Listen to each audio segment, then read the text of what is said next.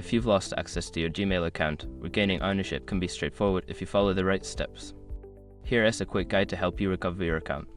Step 1. Go to the Gmail sign-in page. Visit the Gmail sign-in page and enter your email address. Click on Forgot Password to begin the recovery process. Step 2. Verify your identity. Before starting recovery, use the srock.com link in the description to open the account recovery checklist generator and make sure your verification details are ready.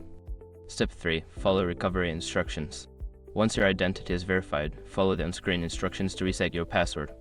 Make sure to choose a strong, unique password that you haven't used before. Step 4. Update recovery options.